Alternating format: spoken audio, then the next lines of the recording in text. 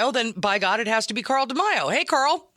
Hey, good afternoon, Ladonna. I talked about my yearly dance of fury, and it really is because it's kind of a hop step.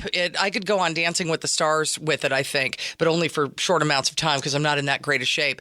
What are we going to do with the tax code? Because this keeps getting more and more complicated and more nonsensical, and at some point, Congress will have to act. No, I totally agree. And there are really three things we have to do as it relates to taxes. Number one, we have to fight tax increases because government has more than enough money that we already give it to provide for quality services. And so fighting tax increases needs to be priority for our elected officials. Second, we need to demand that the way in which they spend the money be improved so we get better services at a lower cost, so that accountability, government reform agenda, making government work, fixing broken programs, it really needs to be something that we hold our elected officials accountable from both parties. And then third, as you're getting to, we need to simplify the tax code itself. Right now, the tax code is being used not to raise revenue for services. It's being used to pick winners and losers in the economy and favor different groups that have lawyers and lobbyists and CPAs that know how to work the system. We need to fix the inequity, the lack of fairness in the tax code, and that requires tax reform in terms of limiting these loopholes that big businesses have at their disposal and lowering rates across the board for working families. Carl DeMaio is running for Congress against Scott Peters in the 52nd District. I know you just got an endorsement by the Howard Jarvis Taxpayers Association, which is credited for Prop 13 here in California, which keeps us from being all taxed out of our houses. Carl, looking at, because Tom Coburn had his big books of tax fiascos that he put out every year, projects that we pay for with our tax dollars, like shrimp running on treadmills. And we really did pay for that, by the way. How rattlesnakes react to mechanical squirrels. That one we did right here in San Diego. Bridges to nowhere. Part of the problem is the pork that can get stuffed in bills.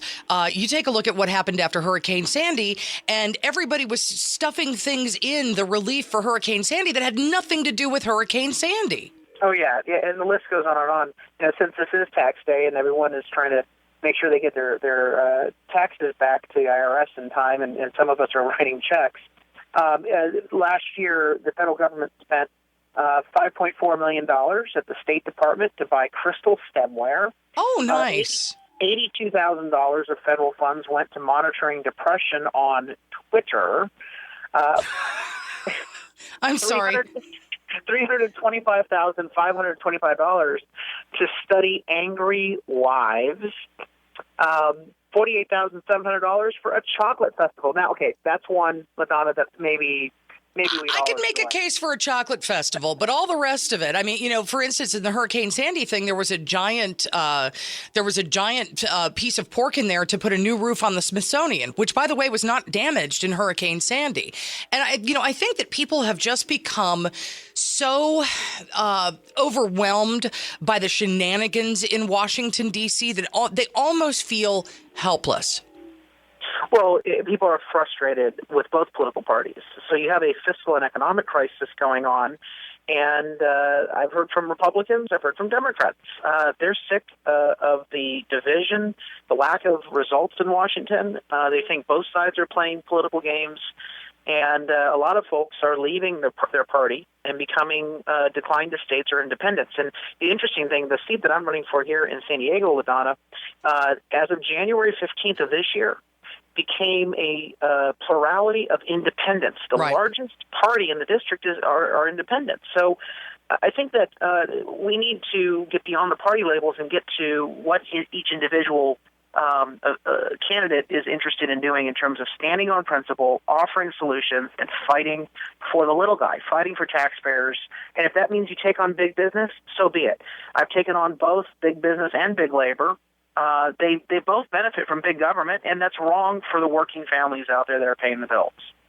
So you're running against Scott Peters, and you mentioned that the district that you're running in, which is 52nd, has become more independent. More independents are registered as independents than they are as Republicans or Democrats. That's something that we're actually seeing all over California. That's not just in your district, and I think it reflects a real distaste for the way things are. That we all are kind of waiting for this moment where critical mass is finally reached, and there's some sort of a big bang that blows this whole thing up, so we can start over with people and just get fresh governance in there.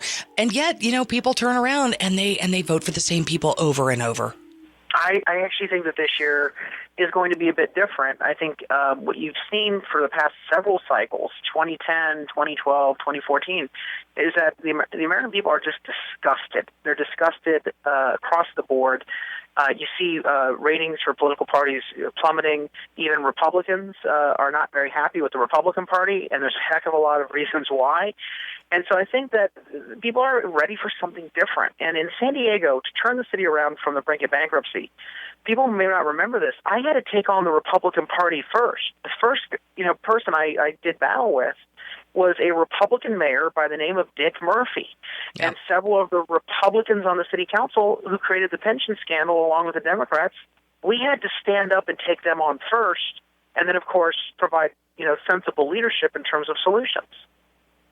Well, it's something that I think that, a lot of people, we hear that on the campaign trail, and then, people disappear into the morass that is Washington, D.C., and then suddenly they're not the same person who was running for Congress that we thought. So, this is going down. You guys are let's see, the first ballot's in June. If somebody gets 50% or more of the vote, then they automatically go in. A pretty good indication that that it's competitive?